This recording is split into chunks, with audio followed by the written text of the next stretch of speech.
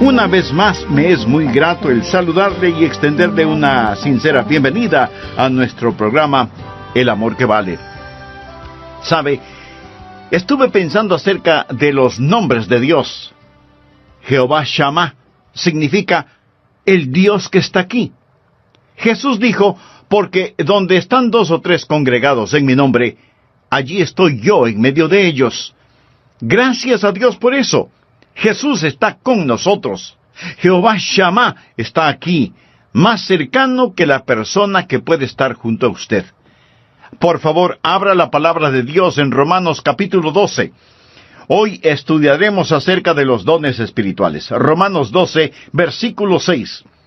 De manera que teniendo diferentes dones, él está hablando acerca de los diferentes dones. Usted tiene un don, yo tengo otro. Tenemos dones diferentes. Nadie tiene todos los dones. Todos tenemos por lo menos un don. Usted es un hijo dotado.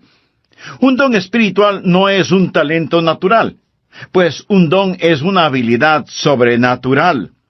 Puede ir entrelazado con un talento natural, pero va más allá. No es natural, es sobrenatural. Es un don de gracia. La palabra griega para gracia es charis. Por ello lo llamamos un don carismático. Usted es un hijo dotado, y quizás se sienta indigno. Tal vez diga, no soy dotado, pastor. Solo soy un humilde obrero. Ni siquiera soy digno de dirigir en oración silenciosa en el departamento de niños. Mi amigo, usted es un hijo dotado. Alejandro Magno, el gran general conquistador, una vez dio una preciosa e invalorable copa de oro a un humilde sirviente. Cuando el sirviente vio el regalo, exclamó, «Oh, no, eso es demasiado para que yo lo reciba». Y Alejandro se irguió y dijo, «Pero no es demasiado para mí el darlo. Dios es el que da el don. Por eso, no se acerque con una humildad falsa diciendo que usted no tiene ningún don particular». En los tribunales de Cristo, usted dará cuentas de lo que hizo con su don espiritual y su mayordomía de ese don espiritual. Así que usted necesita descubrir su don espiritual, y hoy vamos a estar hablando acerca de cómo descubrir su don. Veamos en primer lugar la presentación de sacrificio. Todo empieza con la presentación de un sacrificio. Por favor, mire Romanos 12, versículo 1. Así que, hermanos, os ruego por las misericordias de Dios, que presentéis vuestros cuerpos en sacrificio vivo, santo, agradable a Dios, que es vuestro culto racional. Subraye las palabras presentéis y sacrificio, y entonces entenderá por qué hablo de la presentación de un sacrificio. Pablo escribió bajo la inspiración divina y empieza diciendo, os ruego. Usted sabe lo que significa rogarle a alguien. Significa suplicarle. Y puesto que Pablo escribió por Dios mismo, casi es como si Dios estuviera de rodillas delante de nosotros, rogándonos. Esta es la oración de Dios hacia nosotros. Cuando oramos a Dios y le decimos, Señor, te ruego, Señor, por favor. Bien, si no oímos la oración de Dios hacia nosotros, ¿por qué Dios debe oír nuestra oración a Él? Nuestro Señor está diciendo, os ruego que presentéis vuestros cuerpos en sacrificio vivo. ¿Por qué? En base a las misericordias de Dios. Él es bueno siempre, ¿verdad? Oh, gracias a Dios por sus misericordias. Cuando éramos rebeldes y estábamos bajo maldición e íbamos rumbo al infierno, cuando estábamos en oscuridad y no entendíamos, Él por su misericordia nos buscó, nos salvó, nos guarda, nos satisface, somos suyos, nos compró con su sangre. Escúcheme cuidadosamente.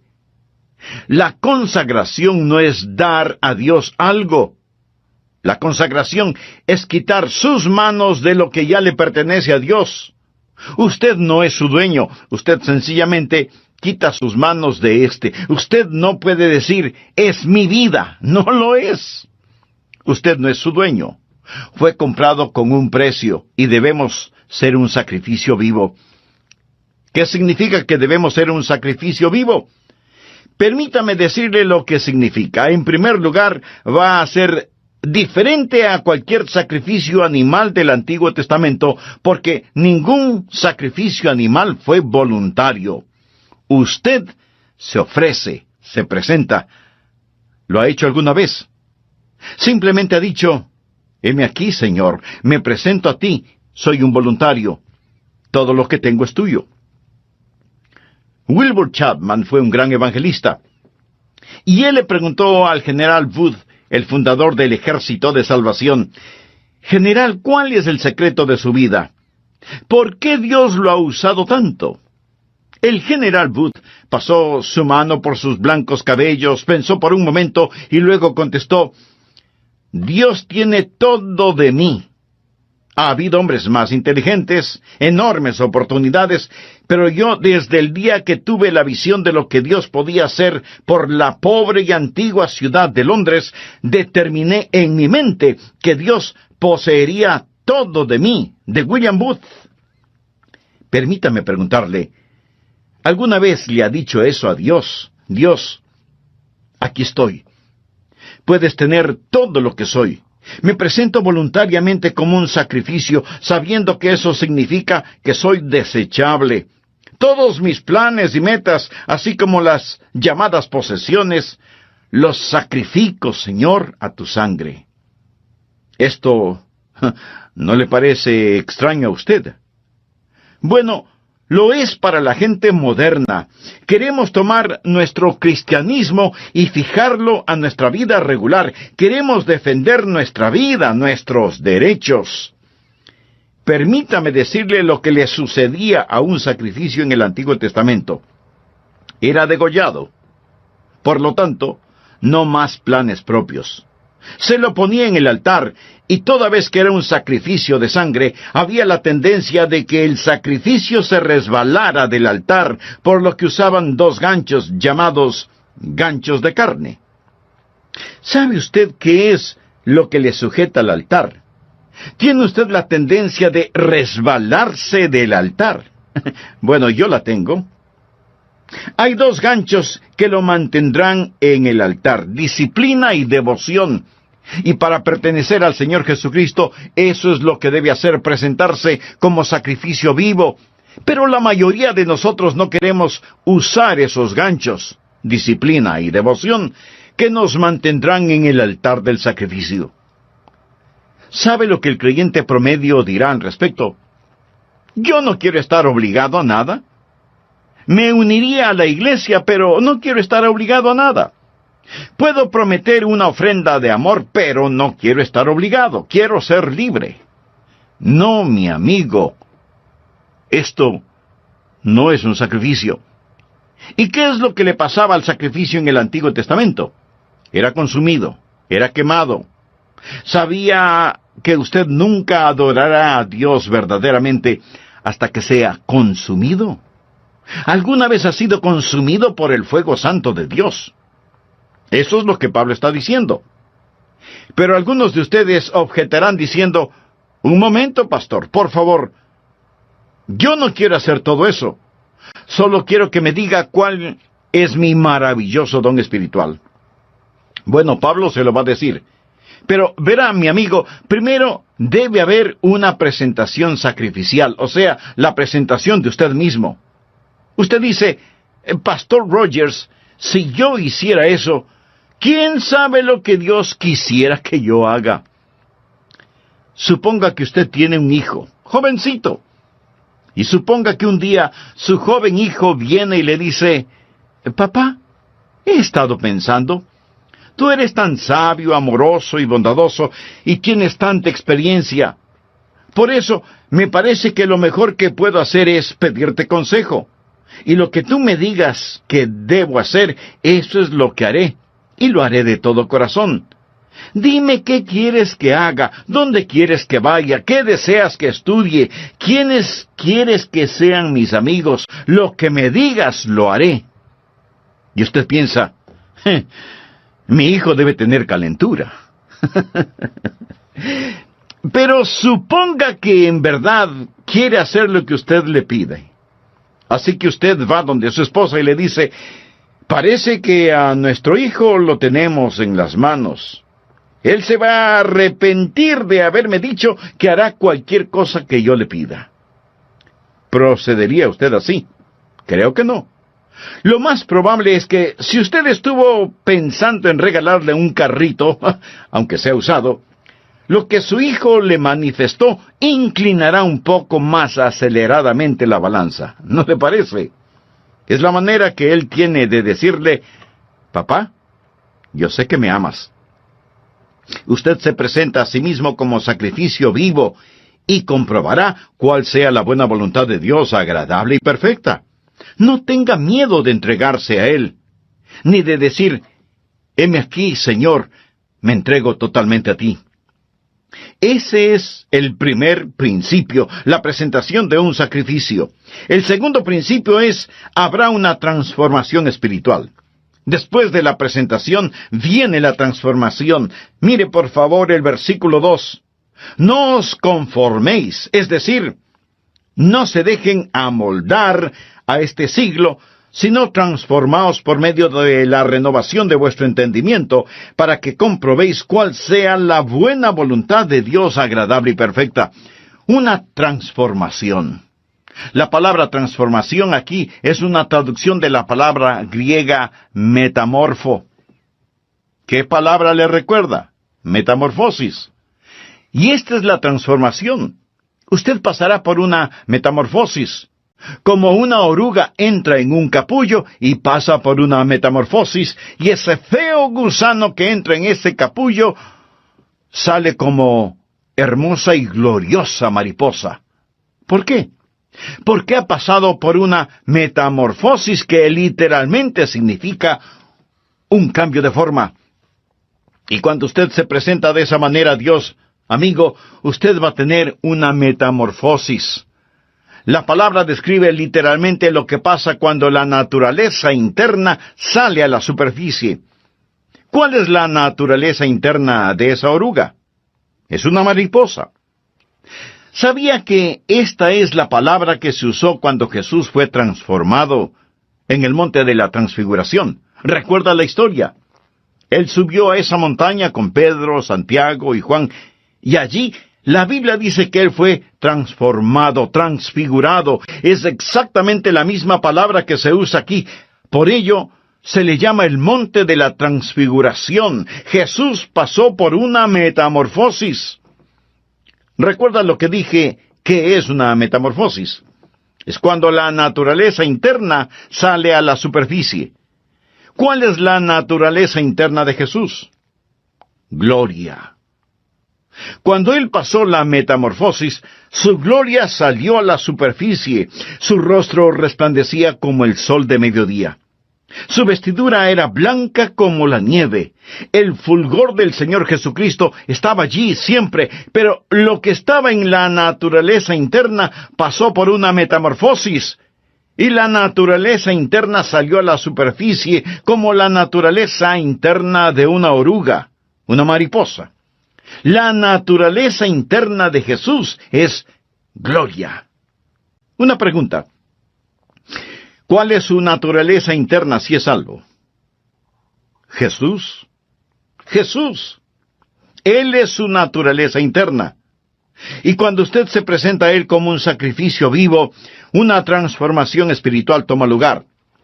El Jesús que es residente en usted se convierte en el Jesús presidente en usted.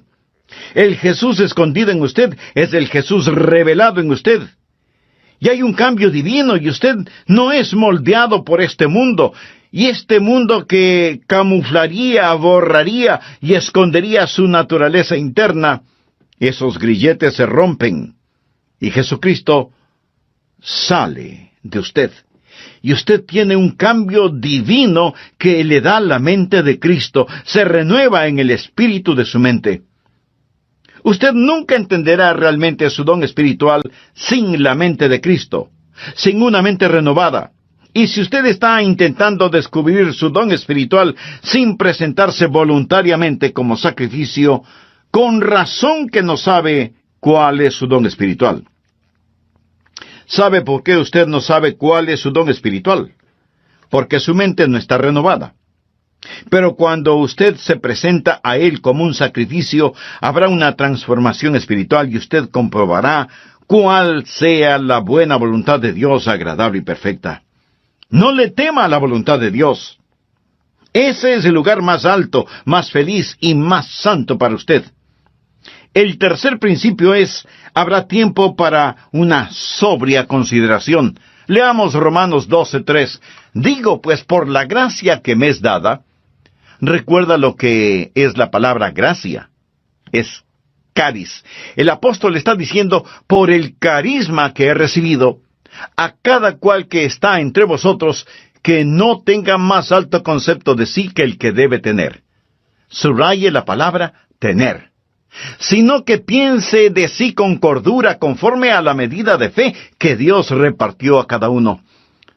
Note el énfasis de Pablo en las palabras tener y pensar. No estamos hablando de que Él, Jesús, va a renovar nuestra mente. Bien. ¿Qué es lo que usted haría con una mente renovada? Puedo sugerirle que piense. Tal vez algunos de ustedes crean que es erróneo el pensar. Piensa que cuando usted se volvió un creyente, puso su mente en neutro, y que debe vivir solo con estremecimientos espirituales. ¡No! Dios renueva su mente para que usted pueda pensar con esa mente renovada. Hablamos de descubrir su don espiritual y usted debe pensar. Ahora, ¿cómo o qué piensa de usted mismo? Quiero que haga un inventario de usted mismo. Olvídese por un momento de mí y solo piense en usted. ¿Cómo debe pensar? Bueno, miremos la respuesta en el versículo 3. Que no tenga más alto concepto de sí que el que debe tener. Eso, mi amigo, en simple español quiere decir que no debe presumir de tener un don espiritual que no lo tiene. Escuchamos a algunas personas decir, «Oh, usted puede hacer cualquier cosa que piensa que puede alcanzar». Hay una palabra muy castiza para describir eso. Tonterías. Eso es pura necedad. Les dicen a los jóvenes, cualquier cosa que quieran hacer, la pueden hacer. Muy bien. Veamos quién puede tomar el lugar de Michael Jordan, el más grande atleta que ha existido en el básquetbol.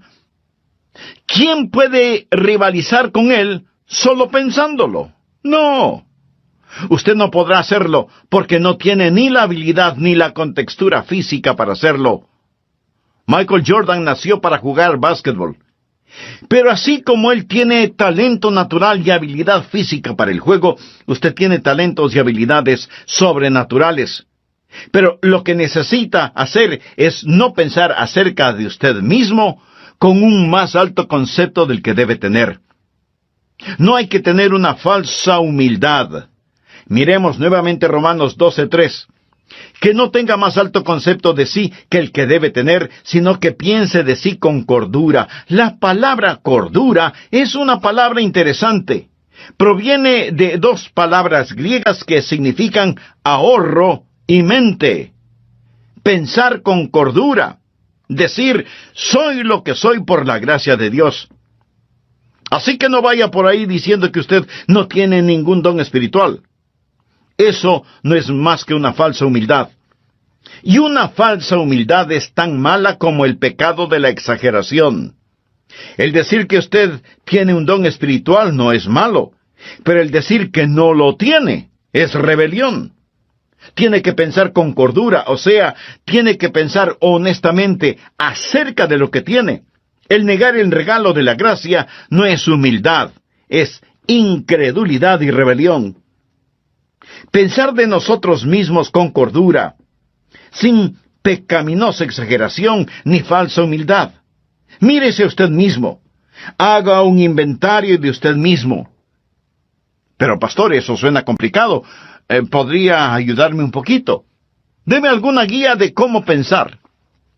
Bien, en el próximo programa de esta serie le daré a conocer varios principios que le ayudarán mucho en este asunto de descubrir su don o dones espirituales. Antes de finalizar, quiero decirle que si usted hizo un inventario honesto de usted mismo, seguramente descubrió no solo que no está utilizando sus dones, sino que no tiene una relación personal con el dador de sus dones. Y para activar esos dones espirituales, usted necesita estar conectado a la fuente de poder. Si ese es su deseo, le invito a orar de la siguiente manera. Amado Dios, sé que he estado viviendo una religiosidad que no ha cambiado mi manera negativa de vivir. Me reconozco pecador delante de ti y vengo a implorar tu misericordia, tu perdón, tu gracia. Señor Jesús, gracias por pagar la deuda de mi pecado con tu propia vida en la cruz del Calvario. Gracias por amarme de tal manera. Este mismo momento por fe te recibo en mi corazón como mi Salvador y Señor. Ten la bondad de hacerme un instrumento útil en tus manos y utiliza mi vida y los dones que me has dado para honra y gloria de tu nombre. Lo pido en tu nombre. Amén.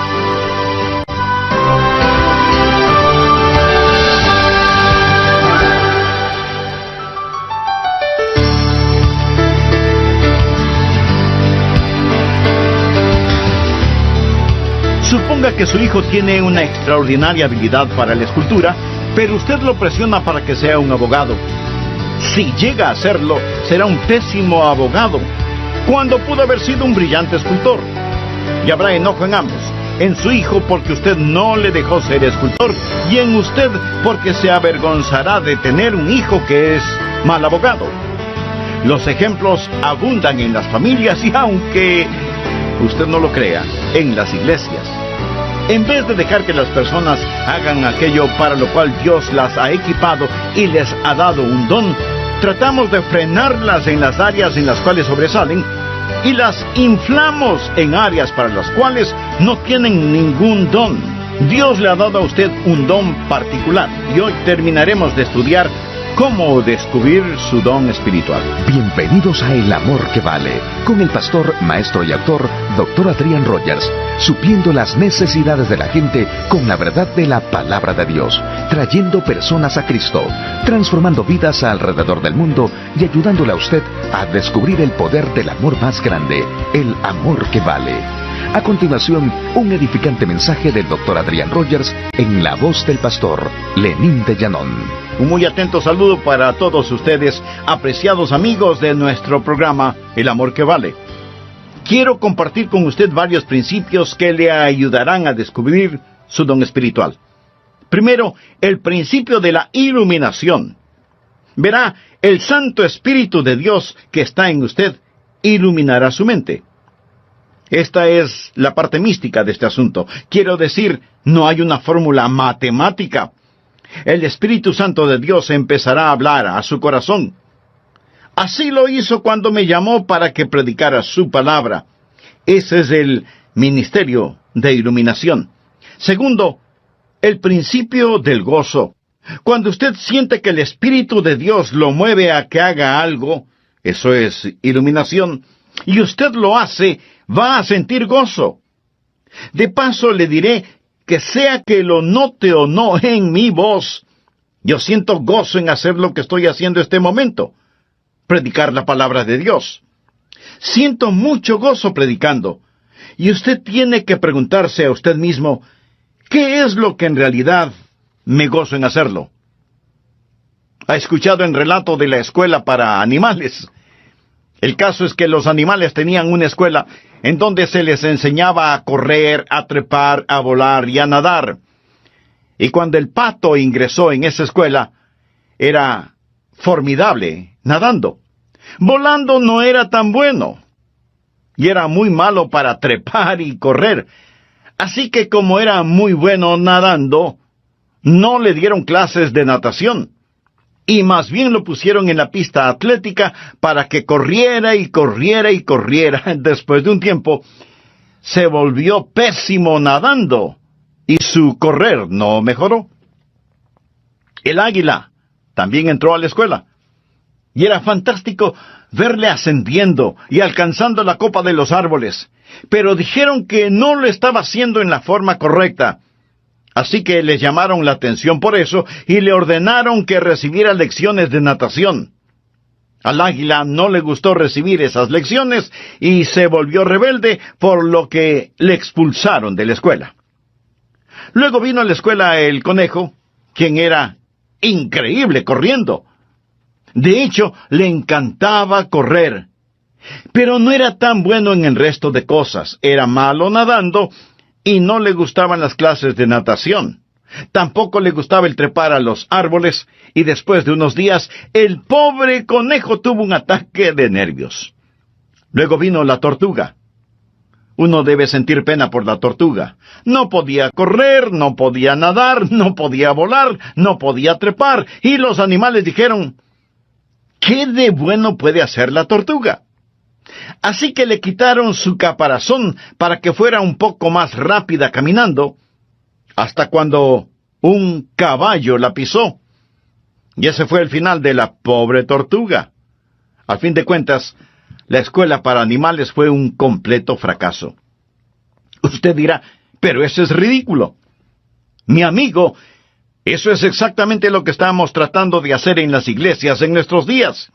En vez de dejar que las personas hagan aquello para lo cual Dios les ha equipado y les ha otorgado un don, tratamos de frenarlas en las áreas en las cuales son fuertes y de inflarlas en algunas áreas para las cuales no tienen ningún don.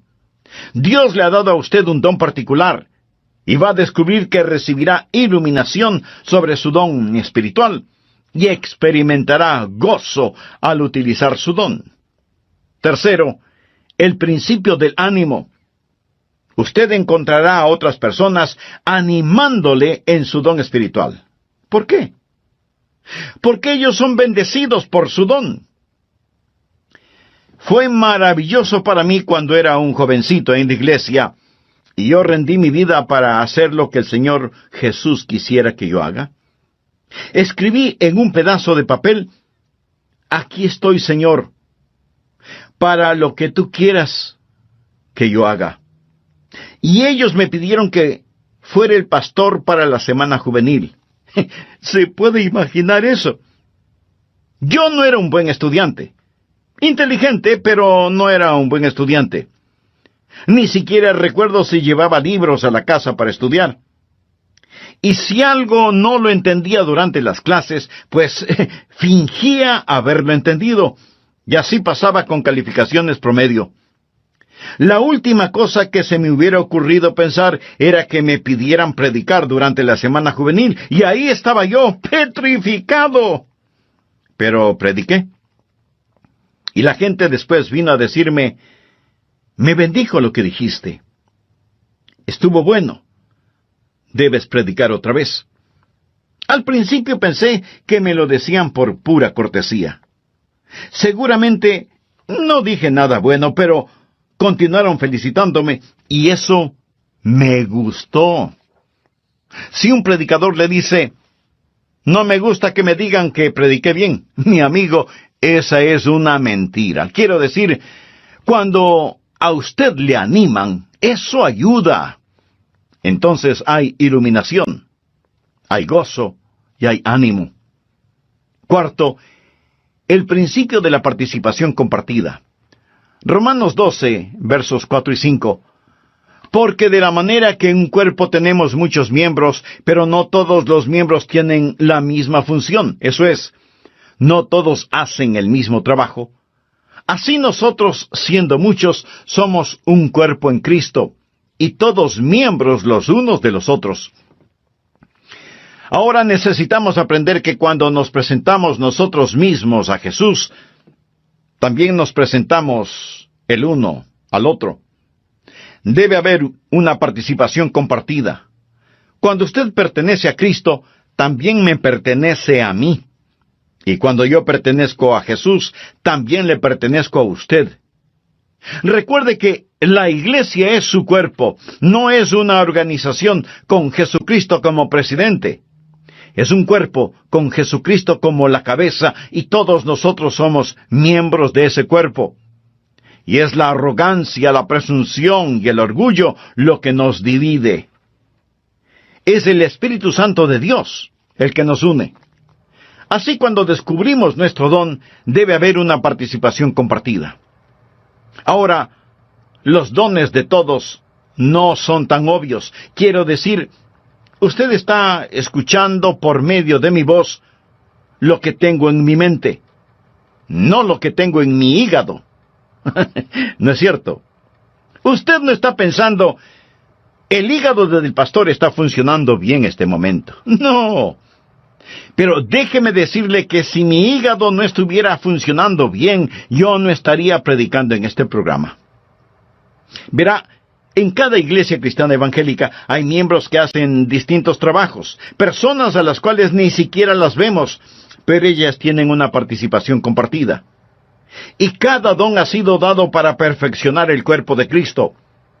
Y si usted no está haciendo lo que debe, si usted es un miembro de la iglesia que no está cumpliendo el propósito para el cual Dios le ha puesto en la iglesia, usted está haciendo daño y es peligroso para el cuerpo, quien quiera que usted sea.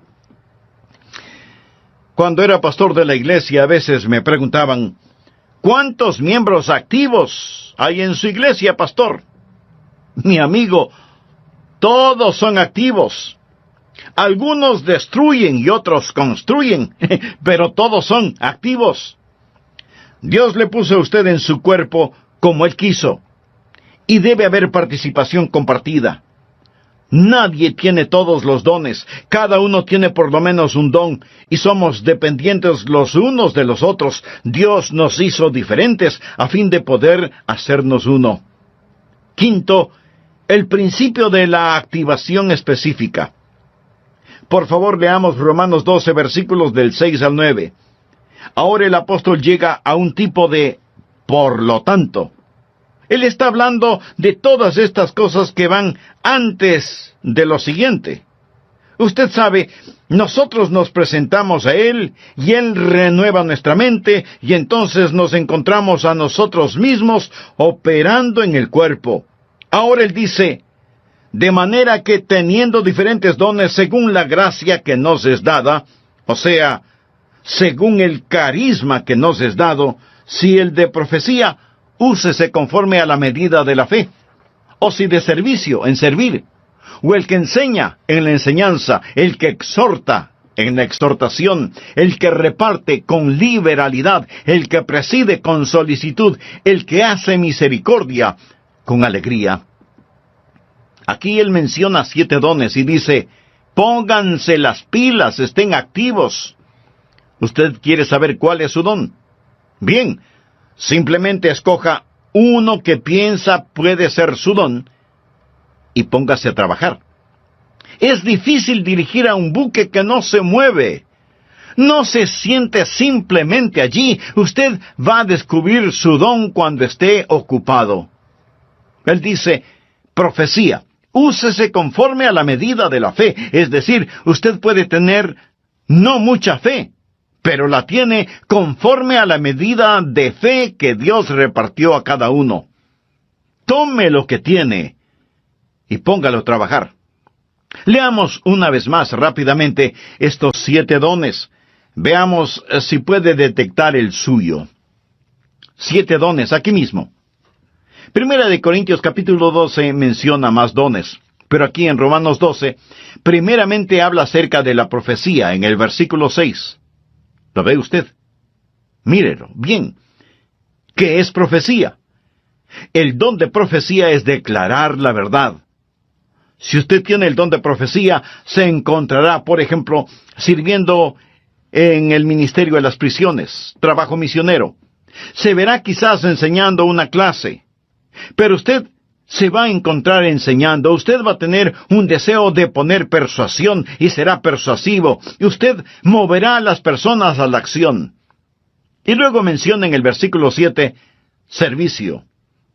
Esa es otra palabra para el ministerio. Y usted va a encontrarse, si ese es su don, haciendo lo que tantas personas hacen tras bambalinas en las iglesias. Y eso es satisfacer necesidades espirituales de una manera práctica. Es trabajo dentro de la iglesia, en actividades de acuerdo al don que tiene. Ayer asistí a un programa de actividades. 2 de mis nietos estaban jugando baloncesto. Allí se fue todo el día sábado. Pero fui a estos juegos de baloncesto y me bendijo tanto ver a esos entrenadores allí, ver a esas personas que trabajan para que estos niños desarrollen carácter. La escuela dominical es el aula, el programa de actividades es el laboratorio donde pone la enseñanza en práctica, y qué cosa tan maravillosa es cuando cada uno cumple con su don de servicio. Y luego menciona el don de enseñar. Mire el versículo 7. Si usted tiene este don, deseará clarificar la verdad. Es decir, usted tendrá un deseo de investigar las cosas y validar la verdad que es presentada. Y tendrá una mente interrogatoria y será usado en la escuela dominical y será usado en las organizaciones misioneras, en estudios bíblicos en los hogares, escuelas vacacionales y así por el estilo. Y después menciona la exhortación, en el versículo 8. ¿Qué es exhortación? Es el deseo de estimular a las personas en su fe, para exhortarlas a amar mejor a Jesús. Y si usted tiene ese don, va a disfrutar la consejería personal. Usted quizás va a estar en el ministerio de música, o quizás en visitación, buscando a los que están perdidos o descarriados, ganando almas. El ministerio de motivación. Eso es exhortación. Y luego menciona repartir o dar. A todos se nos manda dar, pero algunas personas tienen el don de dar. ¿Y qué es eso? Es la motivación de encomendar a otros los recursos personales para que la obra de Dios pueda continuar. Sabe tomar decisiones buenas para satisfacer necesidades inmediatas. Usted tiene cuidado al dar, pero está deseoso de dar y tiene la habilidad de acumular y dispersar los recursos. Y hay personas en nuestras iglesias que tienen el don de dar. Y doy gracias a Dios por eso. Y continúa en el versículo 8 con presidir. Quizá ese sea su don. Es el de motivar, no el de mandar. Es coordinar las cosas y ayudar a las personas a ver todo el panorama y moverlos hacia esa visión. Coordinar las actividades de otros para una meta común, para la gloria de Dios. Y ese es el don de presidir, dirigir, ponerse de pie ante otros. Una persona que tiene este don también tiene el don de visión. Él ve hacia donde debemos ir y empieza a llevar y a motivar a las personas hacia eso. Luego tenemos el don de misericordia. Quizá ese sea su don. ¿O cuán necesario es ese don? Mire el versículo 8. ¿Cuál es el don de misericordia? Usted se identifica con las personas y consuela a los que están en dolor. Ahora llegamos a la última cosa. Después de haber una actividad donde usted realmente se ha ocupado, va a darse cuenta que todo empezará a calzar. Por favor, regresemos al versículo 2. No os conforméis a este siglo, sino transformaos por medio de la renovación de vuestro entendimiento, para que comprobéis cuál sea la buena voluntad de Dios, agradable y perfecta. Habrá la confirmación evidente. Usted comprobará cuál sea la voluntad de Dios, agradable y perfecta. Lo comprobará en su propio corazón. Tendrá esa confirmación y usted dirá, ese es mi don espiritual. Y una vez que usted llegue, primero, acéptese a sí mismo. Segundo, empiece a ser usted mismo. Tercero, comience a entregarse. Y cuando usted se acepte, sea usted mismo, y se dé a sí mismo amigo, entonces será bendecido. Dios se glorifica. y la iglesia se fortalece. ¿Qué pasaría, amigo, si los creyentes en las iglesias cristianas, es decir, todos nosotros, dejáramos de ser calentadores de bancas? Porque muchos lo son, calentadores de bancas. ¿Qué pasaría si usted se presenta como sacrificio vivo y tuviera una transformación espiritual? Y luego hace una consideración solemne. Señor, ¿qué quieres que yo haga? ¿Sabe cuál es el problema con muchos de nosotros? Los ganchos de carne. No queremos estar atados. Usted dice, bueno, deje que otro lo haga. Cuando estuve en Londres fui a ver las joyas de la corona.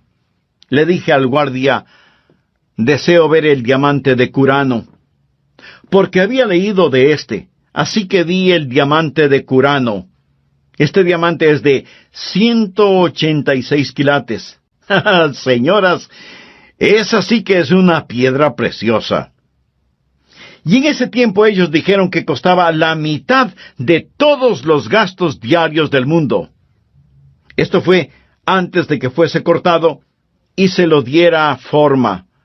Está en las joyas de la corona. Le fue dado a la reina Victoria por un príncipe de Punjab, un jovencito que lo tenía en su posesión. Él se lo dio a la reina de Inglaterra. Después, este príncipe de Punjab se convirtió en un hombre. Él fue a la torre donde guardan las joyas y dijo, quiero ver el diamante. En ese entonces él era ya un hombre. Lo había regalado cuando era un niño. Ellos se preguntaron, ¿qué querrá? ¿Querrá que se lo devuelvan? ¿Va a pedir que se lo regresen? Y sacaron ese diamante porque él fue el que lo obsequió. Él dijo, podrían ponerlo en mis manos. Y ellos pensaron, oh no, pero lo pusieron en sus manos. Y entonces él se volvió y dijo a la reina que estaba allí, cuando era un niño le di esto, pero tenía la mente de un niño. No entendía completamente todo lo que estaba haciendo. Ahora, como un hombre, entendiendo más el valor total de este diamante, una vez más quiero regalárselo. Cuando oí eso, dije, Señor, tú sabes, cuando era un niño, di mi corazón a Jesús. Y ahora soy un hombre. Yo no entendía todo lo que estaba haciendo, mas fue de corazón. Pero una vez más, quiero darte mi vida. ¿No se siente así a veces? Señor, por tus misericordias, me presento como un sacrificio vivo. Y cuando lo hace, ese es el primer paso para descubrir su don espiritual. Quiero que lo haga. Estará tan feliz de haberlo hecho. Hay otros de ustedes que no son salvos. Usted no puede presentarse hasta que no se presente como un pecador que necesita ser salvo y diga, Señor Jesús, tú moriste para salvarme y prometes salvarme. Me entrego a ti, sálvame. Hemos estado hablando de cómo descubrir su don espiritual, pero a lo mejor hay otro descubrimiento que usted necesita hacer, y es el recibir la vida eterna, descubrir su destino, descubrir a Cristo como Salvador y Señor en forma personal. Él le ama con un amor infinito y hoy extiende hacia usted su mano de misericordia, gracia y perdón. Dios quiere salvarle. Usted no tiene que persuadir a Dios para que le salve. Ore conmigo de la siguiente manera. Señor Jesús, ven a mi corazón, perdona mis pecados, límpiame, sálvame. Señor Jesús, confío en ti y ayúdame a descubrir el don espiritual que tú mismo me diste para servirte total y completamente. En tu santo nombre lo pido.